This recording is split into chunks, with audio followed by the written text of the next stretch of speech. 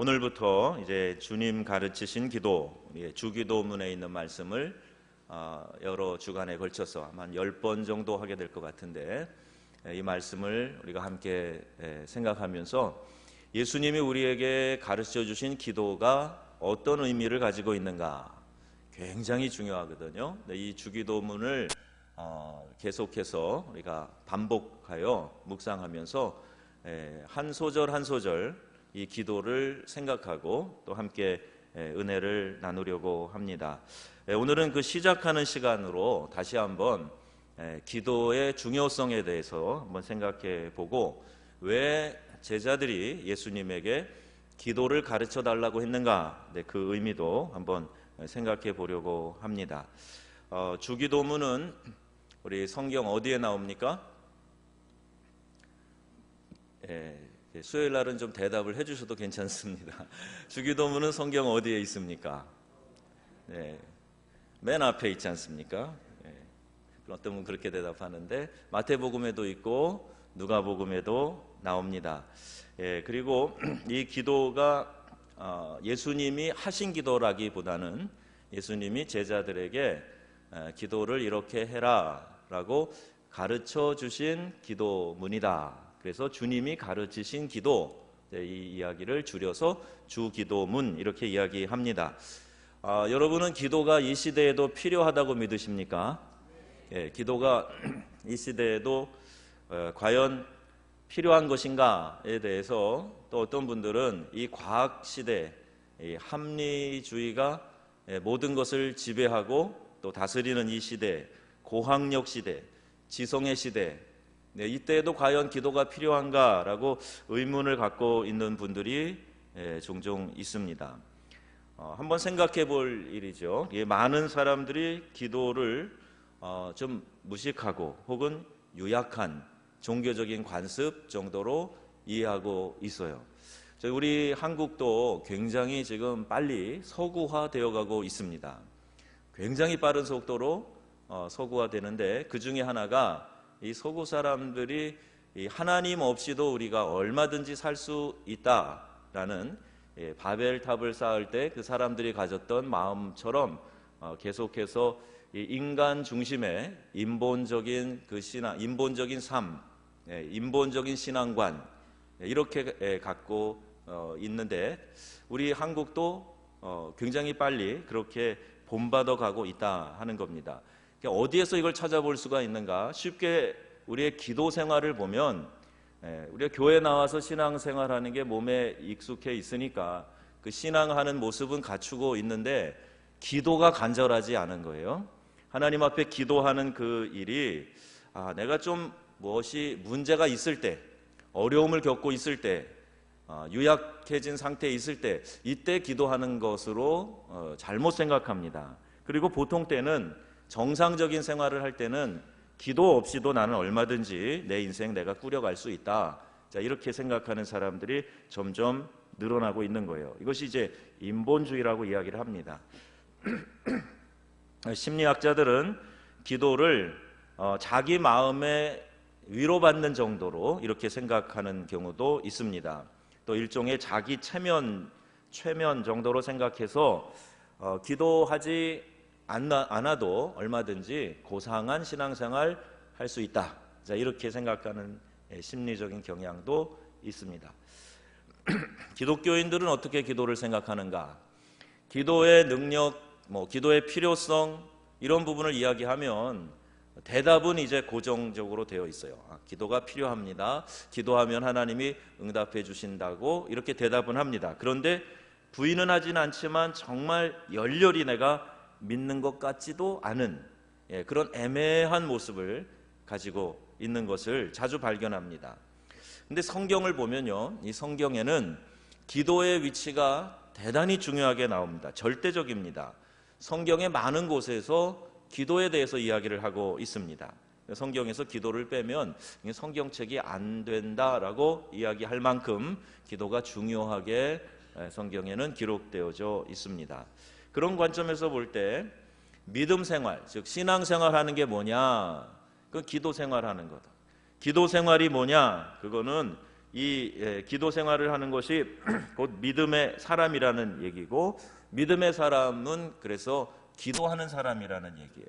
하나님을 믿는다라는 말을 좀 쉽게 얘기를 해보면 기도를 믿는다라는 얘기와 같아요.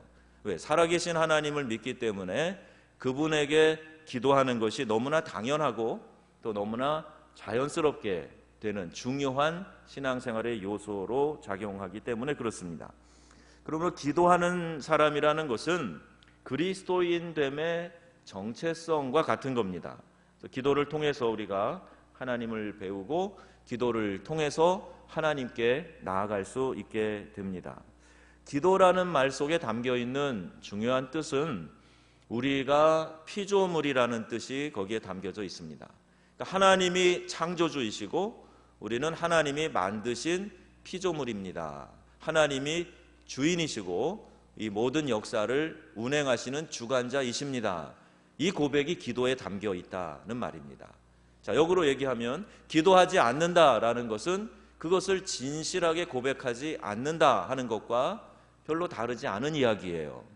기도하지 않는 것, 이것이 하나님을 내가 창조주로 인정하고 내 존재를 피조물로 받아들이는 이러한 일을 내가 받아들이지 않고 있다는 거죠. 그래서 수없는 한계들을 우리가 넘나들면서 순간순간 하나님을 찾게 됩니다. 어떤 경우에는요, 믿지 않는 사람들이 더 간절히 무엇을 구하는 그런 모습도 보게 돼요.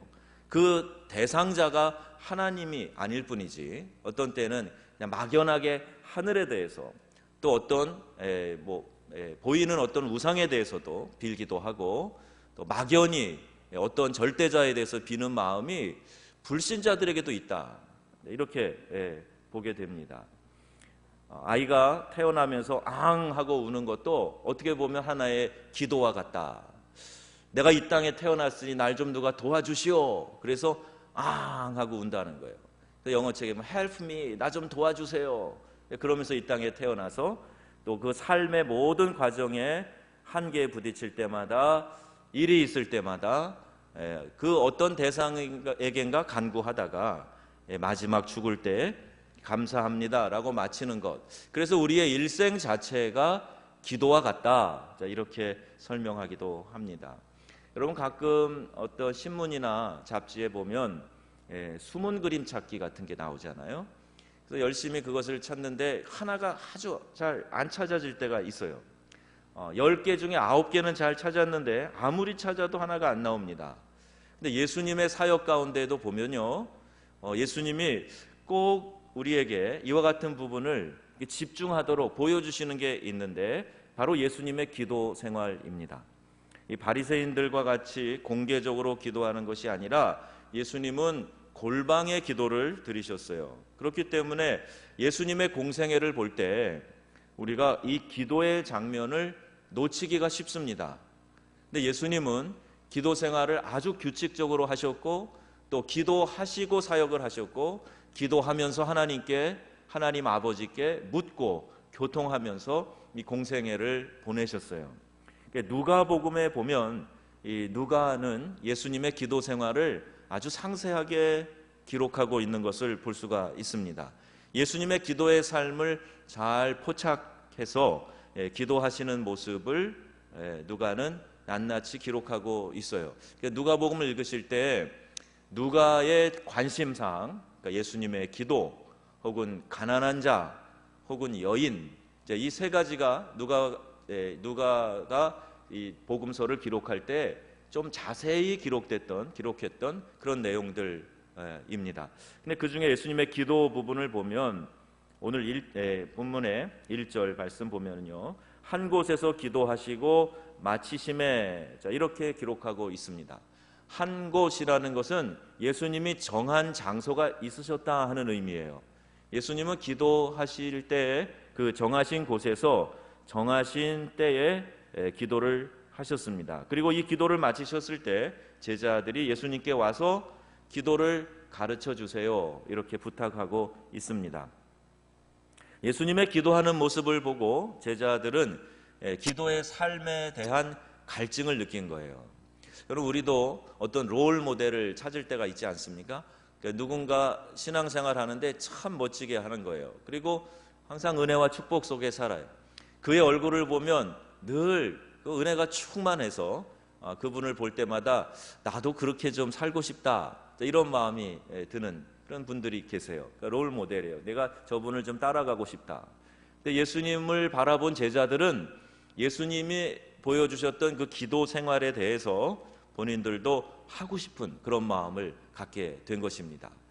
제가 악기 전공하는 사람들이 이렇게 프랑스에서 주변에 있으니까 한 분씩 나와서 이제 헌금송을 특송을 하거든요.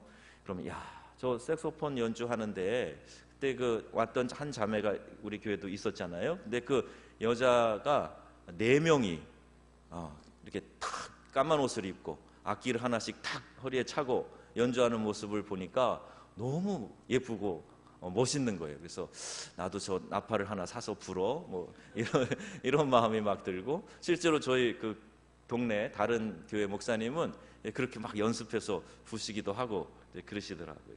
그러니까 뭘 보면서 저건 멋있다, 좋아 보인다, 그러면 하고 싶은 거죠. 닮고 싶은 겁니다. 그런 마음이 들지 않아요?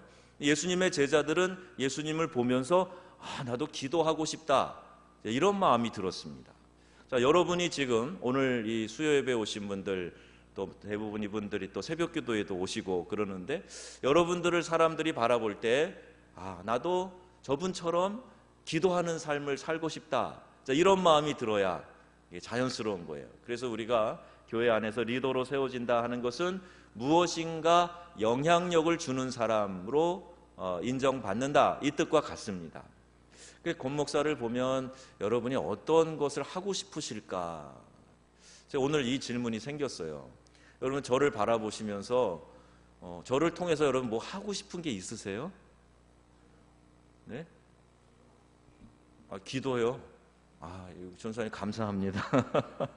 앞에서 그렇게 말씀해 주셔서. 그래서 뭔가가 좀 도전이 되고, 이렇게 좀 살고 싶다라는 그런 도전들을 드리고, 그런 삶이 돼야 되겠다. 저 자신에게도 그런 질문과 대답이 오늘 생겼습니다. 우리 제자들이 예수님을 보면서 예수님을 통해서 기도를 배우고 싶다 하는 마음이 들었던 것은, 저분의 삶은 기도가 붙들고 있구나 하는 것이 제자들에게 느껴졌던 거예요. 저렇게 기도하시니까 이 수많은 역경과 또 어떤 때로는 사람들의 그 배척과 또는 핍박과 이런 것들을 이겨내시면서 저렇게 왕성하게 사역을 하시는구나.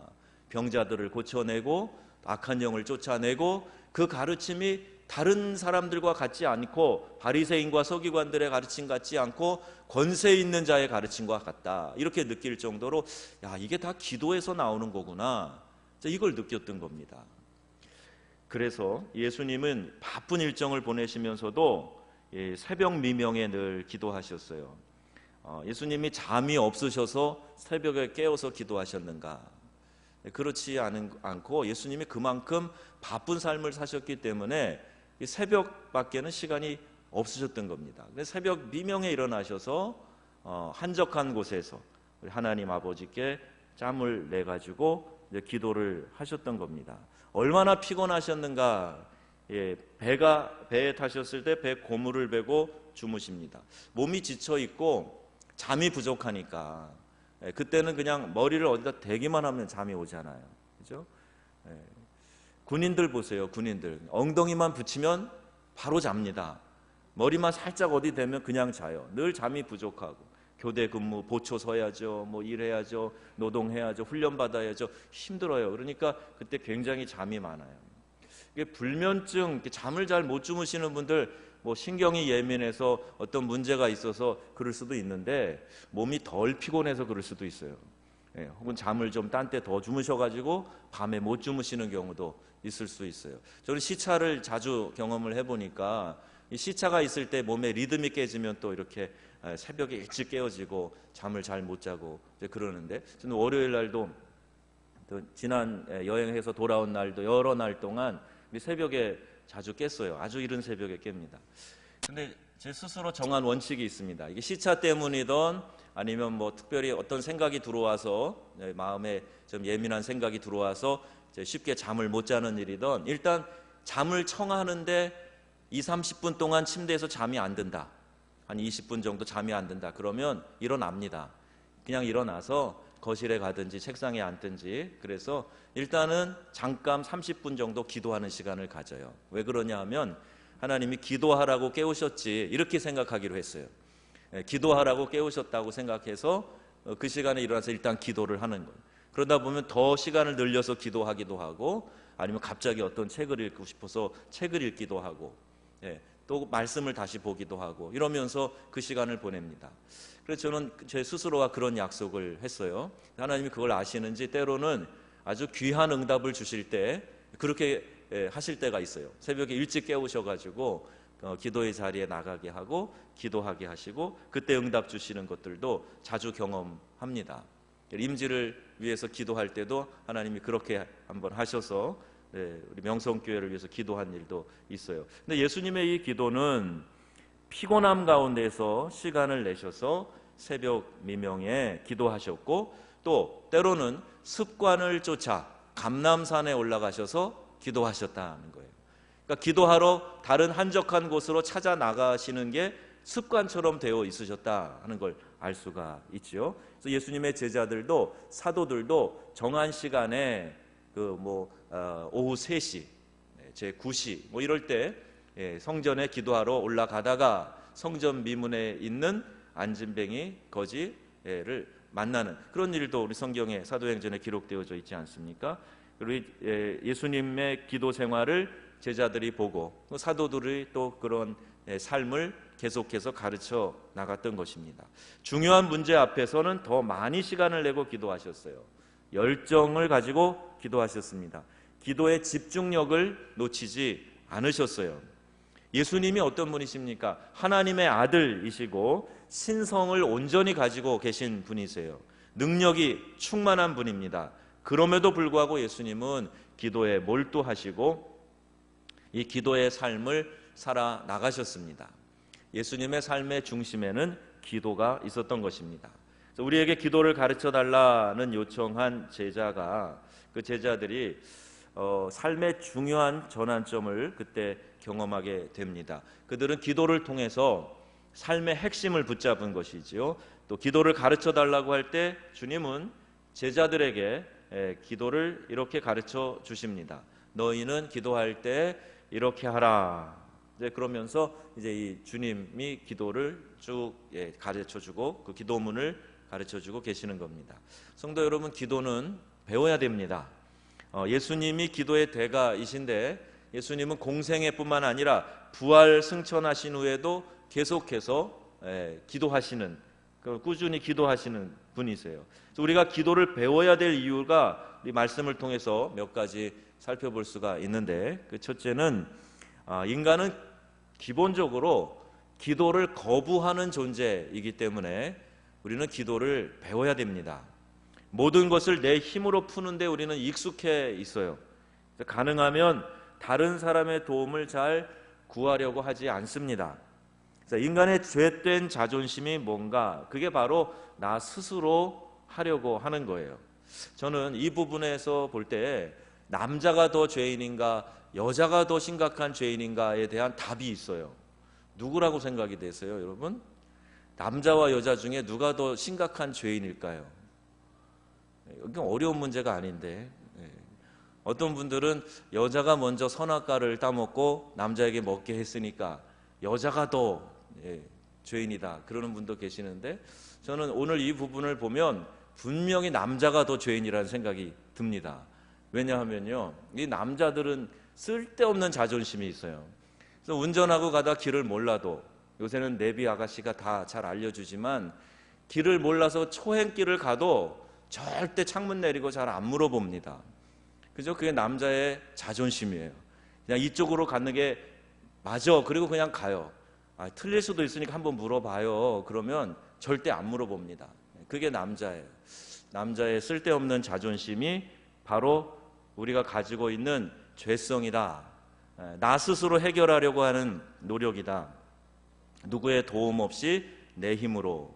자, 이것이 긍정적인 면에서 지금 말씀드리는 거 아니라 죄를 이야기하면서 말씀드리는 거예요. 어렸을 때부터 우리 사람들은 그런 마음을 가지고 태어납니다.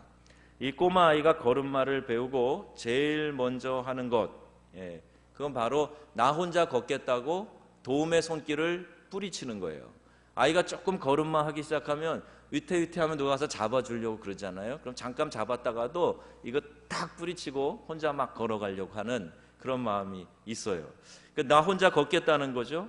누군가를 붙들고 있으면 내가 했다라고 말할 수 없으니까 나는 내가 했다라고 말하고 싶어서 하는 일들이 많단 말이에요. 이제 막 밥을 먹기 시작한 아이에게 숟가락 쥐어줘 보세요. 다 흩어놓는데 그래서 좀 먹여주려고 그러면 안 먹습니다. 입을 꽉 다물고 있고 입에 넣어준 것도 막 뱉어내는 애들도 있어요. 성격 못된 애들 있어요. 막 뱉어내요. 그리고 자기 손으로 이렇게 해가지고 다 헤쳐놓고 자기 입으로 막 이렇게 얼굴에 다 묻히고 그러면서 먹는 거예요. 왜 그래요? 내가 했다는 거예요. 내가 했다고. 누가 먹여주면 내가 했다고 못하잖아요. 자랑하려고 하는 게 우리의 죄의 본성에서부터 시작되는 겁니다. 그래서 조금만 내가 힘이 있다고 생각하면 하나님께 기도 안 합니다. 내가 했다고 말하고 싶어서, 내가 한 것으로 인정받고 싶어서 그냥 사람은 자기 의지로 하고 자기 능력으로 하려고 그러는 거예요. 그래서 기도 안 합니다. 여러분의 한국 교회가 이렇게 많이 약해진 가장 근본적인 이유 중에 하나는 이제 좀 등 따스고 배부르고 하루 세 끼 먹으며 살만하니까 하나님께 철저히 매달려 기도하는 일이 약해진 겁니다. 내가 할 수 있다고 생각만 하면, 그 생각이 조금만 들어오기만 하면 하나님께 기도 안 해요. 그리고 그냥 부족해도 내가 하겠다 그리고 하는 게 인간의 본성입니다. 발전하는 사람은요, 나이가 들어도 나보다 좀 더 익숙한 사람, 잘하는 사람에게 물어봅니다. 저는 그게 겸손이라고 생각해요. 리더는 리더다, 이런 말이 있어요.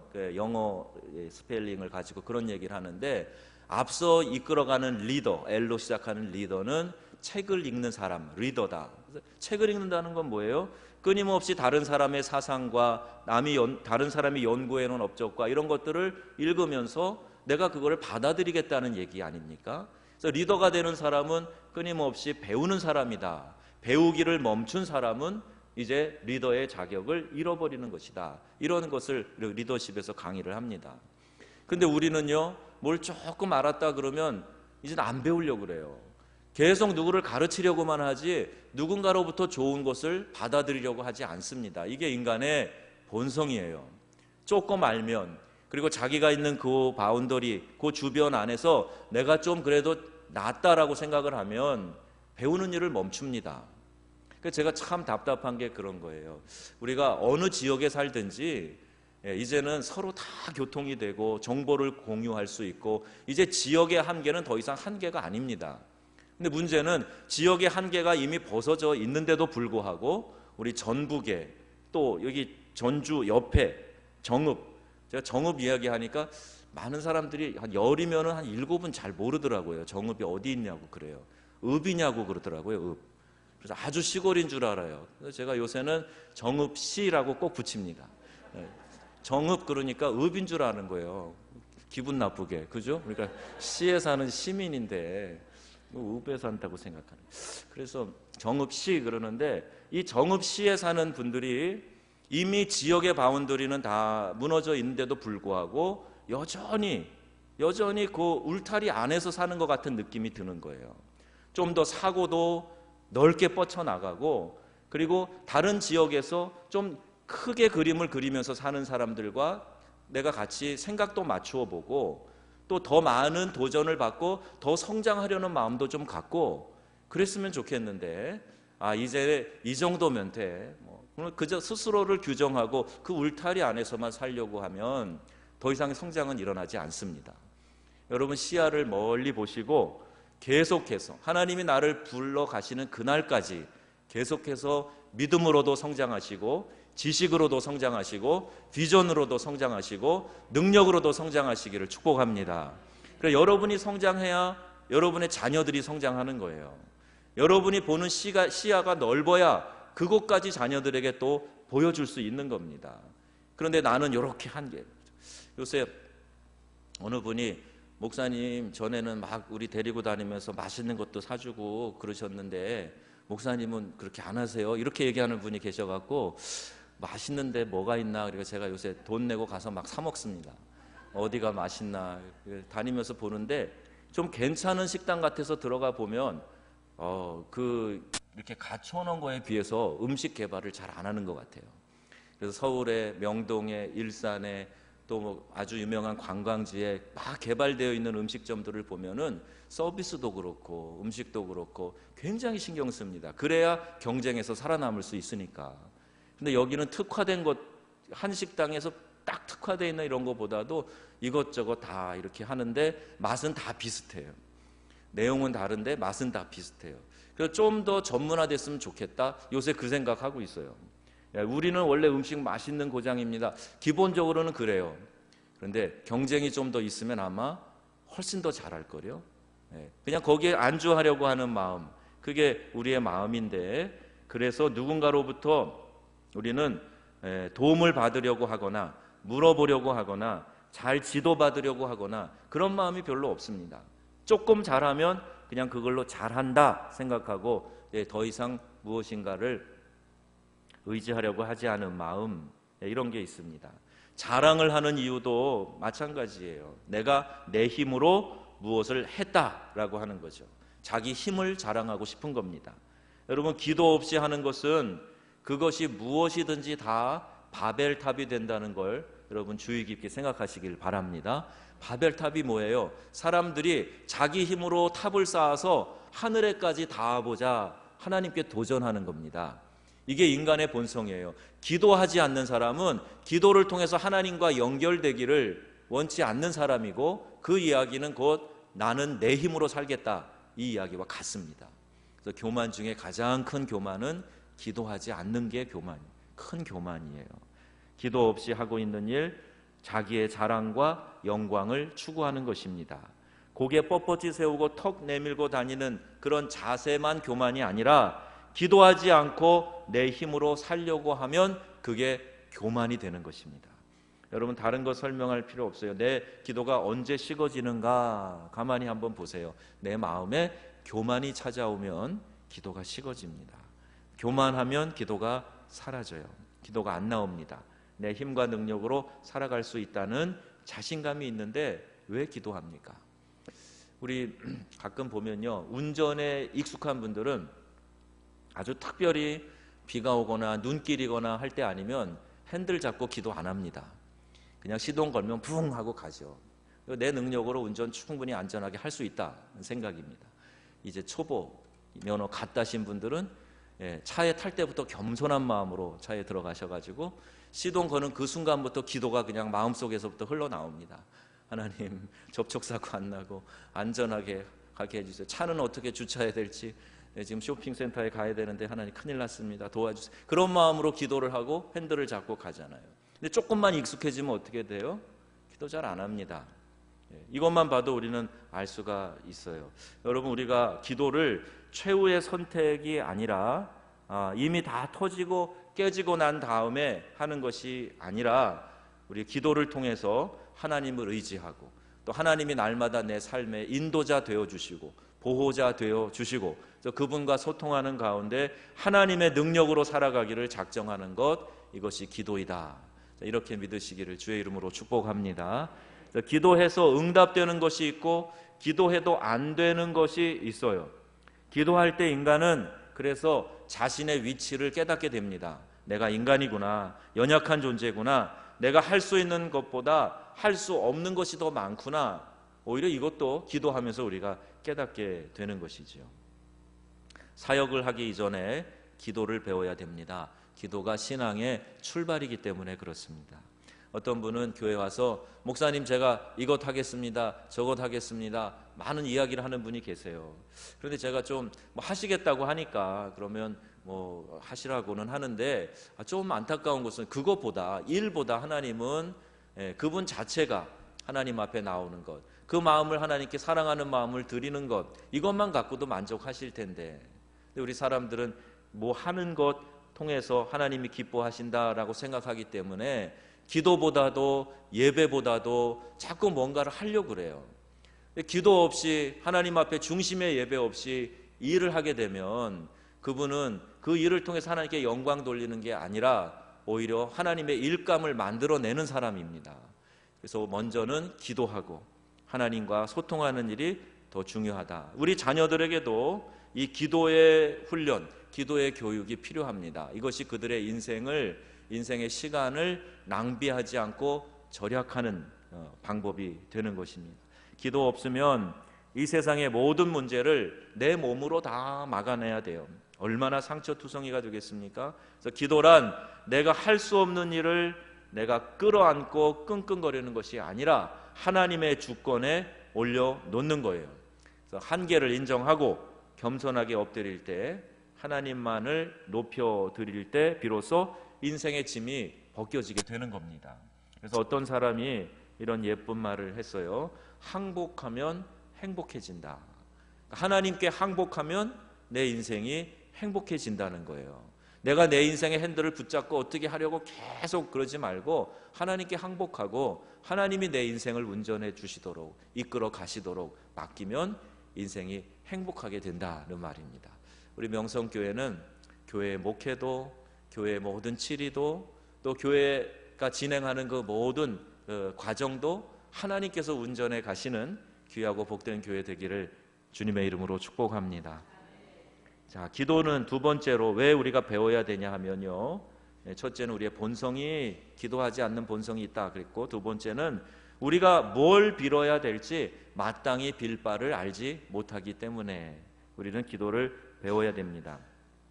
로마서 8장 26절에 이와 같이 성령도 우리의 연약함을 도우시나니 우리가 마땅히 기도할 바를 알지 못하나 그랬어요. 기도가 힘든 이유 중에 하나는 우리가 기도할 때 일어나는 이 육신적인 힘의 작용 때문에 그렇습니다. 기도만큼 중요한 것이 없는데, 기도만큼 또 이렇게 많이 오용되는 것도 없어요. 하나님의 뜻보다 정욕으로 구하는 것이 많습니다. 근데 야고보서에 보면 정욕으로 쓰려고 구하는 것은 하나님이 주시지 않는다 그랬어요. 기도하면서 한풀이 하는 것, 내가 못다한 욕심을 그냥 이루려고 하는 것, 이게 기도라고 생각하는 거예요. 하나님에 대해서 우리가 빚쟁이가 하듯이 하면 그게 기도라고 생각하는 거예요. 막 달라고 그러는 거예요. 그래서 우리의 기도에는 항상 막달라 마리아가 등장하잖아요. 하나님께 막 달라고 하니까 막달라 마리아 기도라고 하는데, 이게 기도라고 생각하는데 그렇지 않습니다. 왜 이렇게 구하는데 안 주시냐고. 하나님, 그래도 기한은 지켜주셔야 되지 않습니까? 내가 이렇게 오래 교회에서 봉사하고 헌금 생활하고 열심을 다하는데 하나님, 최소한의 예의는 보여주셔야 되지 않습니까? 꼭 이런 자세인 것 같아요. 그래서 하나님께 막 달라고 하는 거예요. 따지듯이 기도합니다. 때로는 하나님 쉽게 협박합니다. 그런 식으로 계속하시면 나 교회 안 나갈랍니다. 뭐 이렇게 하나님 앞에 협박식의 기도, 이건 기도가 아니라, 우리의 기도의 수준이 처음부터 이렇게 높은 수준은 될 수 없어요. 그러나 기도가 뭔지를 알아서 이런 수준에서부터 계속 성장해서 우리 주님과 기도하면서 소통하고 영적인 교통이 그 안에서 일어나고, 기도함으로 우리가 하나님의 마음을 알아가고 그 마음과 하나 되고, 그래서 기도하면서 내 마음이 평화를 누리고 기쁨을 누리고 안정을 찾게 되고, 다른 어떤 바람이 불어와도 거기에 막 부안해동하는 게 아니라 기도했기 때문에 내가 든든히 내 심령을 지켜나가는 일, 자, 이와 같은 일들이 일어나기를 바랍니다. 그래서 기도할 때 뭘 달라는 기도하지 말라, 이 얘기는 아니에요. 구하는데 우리 기도의 요소 가운데 간구가 분명히 있어요. 그죠? 하나님께 무언가 달라고 할 수 있습니다. 그런데 내가 달라고 하는 이것이 내 욕심인지 아니면 정욕으로 잘못 구하는 것인지, 이것이 하나님의 뜻에 합한 것인지 먼저 분별하는 것이 중요합니다. 그리고 우리 예수님이 겟세마네에서 기도하신 것처럼 내 의지와 뜻이 있고 내가 원하는 것이 있어도 이것보다 더 좋은 것이 무엇인지 아시는 하나님께 맡기는 거예요. 그래서 내 뜻대로 마옵시고 아버지의 뜻대로 되기를 원하나이다. 이렇게 기도하면서도 내 마음이 평안하고 기쁠 수 있다면 여러분 기도를 잘하고 계시는 겁니다. 자, 나의 목적을 위해 하나님을 설득하는 것이 아니라 하나님의 목적에 내가 설득당하는 것이 기도다. 여러분 믿으시기 바랍니다. 그러면 거기에 행복이 있어요. 기쁨이 있습니다. 하나님은요, 우리 성경에도 말씀하시는 것처럼 너희가 악할지라도 자식에게 좋은 것을 줄 알거든 하물며 하늘에 계신 너희 아버지께서 구하는 자에게 좋은 것으로 주시지 않겠느냐, 이런 말씀하시잖아요. 내가 원하는 대로 이루어지지 않았다고 해서 하나님이 안 들어주셨다고 얘기하는 것은 그건 바른 신앙이 아닙니다. 하나님이 우리에게 좋은 것 주시기를 원하시는 하나님, 내 인생을 책임져 주시고 인도하시고 평안케 하실 하나님, 궁극적으로 내 영혼을 구원하실 하나님, 그 하나님을 여러분 믿으시고 하나님의 목적에 여러분이 설득당하시기를 축복합니다. 그러면 거기에 행복이 있고 만족이 있고 기쁨이 있는 거예요. 자, 기도를 배워야 하는 세 번째 이유, 기도는 신앙을 깊어지게 합니다. 기도를 배우지 않으면 신앙이 그냥 가볍게 되고요, 추상적인 데 머무를 수밖에 없어요. 신앙이라는 것이 그냥 하나의 머릿속의 생각, 개념으로밖에 남아있지 않습니다. 그러면 소가 급히 풀을 다 뜯어먹고 한가하고 안전한 곳에 가서 다시 위에 있는 풀을 끌어올려서 뭘 해요? 되새김질하지요. 그래서 잘 소화되도록 소화액과 함께 다시 위로 집어넣습니다. 이것이 우리가 신앙생활 할 때에도 필요해요.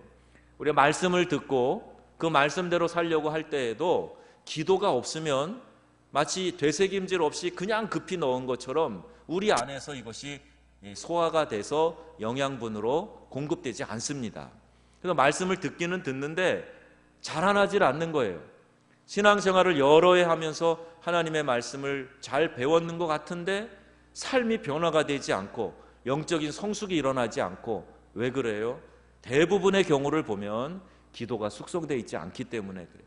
깊은 기도를 하지 않기 때문에 그 말씀이 내 안에서 소화돼서 내 몸으로 영양분으로 퍼져가지 않기 때문에 그런 거예요. 영적인 성장이 일어나려면 말씀을 잘 들으시고 그리고 기도로 그 말씀을 여러분이 배양시켜야 돼요. 그걸 숙성시켜야 됩니다. 말씀이 영양분이 돼서 내 영혼에 퍼져갈 수 있도록 여러분 기도를 해야 된다는 겁니다.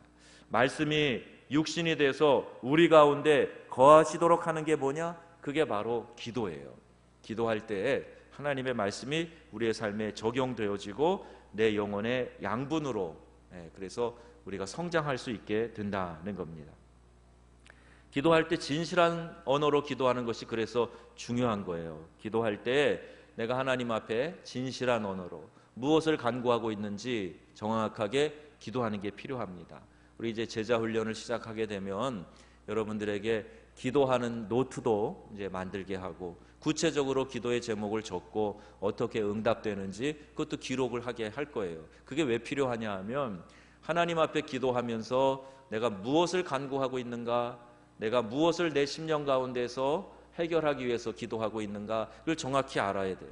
그리고 하나님이 어떤 말씀으로 그 기도에 응답을 하셨는가, 이것을 한번 점검해 보다 보면 하나님 기도 응답하시는구나, 구체적으로 말씀하시는구나, 이것을 깨닫게 되기 때문입니다. 기도로 하늘에 접촉하는 은혜가 있기를 바랍니다. 매일매일 하나님과 만나는 놀라운 역사, 또 기도는 성도들에게 있어서 마치 심장과 같은 거예요. 심장 떼고 살 수 없습니다. 다른 장기보다도 훨씬 중요한 것이 바로 우리의 심장이에요. 근데 기도를 버리면 신자는 신자의 구실을 잘 못하게 됩니다. 기도를 호흡이라고 말하는 이유가 여기에 있는 겁니다. 바울은 쉬지 말고 기도하라고 했습니다. 기도를 멈추면 신자는 정상적인 신앙생활 할 수 없어요. 그래서 기도하지 않는 사람이 교회에 와서 막 무언가 하려고 그럴 때 좀 불안합니다. 일단 기도하고 하나님 앞에 나아가는 일이 더 중요한 거예요. 인공호흡기를 끼고 제대로 활동할 사람이 어디 있겠습니까? 겨우겨우 숨을 연명하는 거예요. 그러니까 여러분 기도하셔서 여러분 영혼이 막 힘차게 일을 하고 운동하고 뛰어가고 해도 충분히 여러분 앞에 산소가 공급되고 양분이 공급되고, 그래서 멋진 신앙생활, 승리의 신앙생활 하시기를 바랍니다. 우리도 예수님 제자처럼 기도를 잘 배우자고요. 그래서 기도의 요소가 무엇이 있고 기도는 어떤 자세로 해야 되고 또 어떤 것이 우리의 기도의 내용이 될 수 있고, 이와 같은 것들을 배워서 기도 잘해서 우리 명성교회가 기도로 소문난 교회 되고, 또 이 기도 때문에 하나님의 특별한 은혜가 여러분의 각자의 가정에, 삶에, 또 우리 교회에 임하시기를 주 예수님의 이름으로 축원합니다.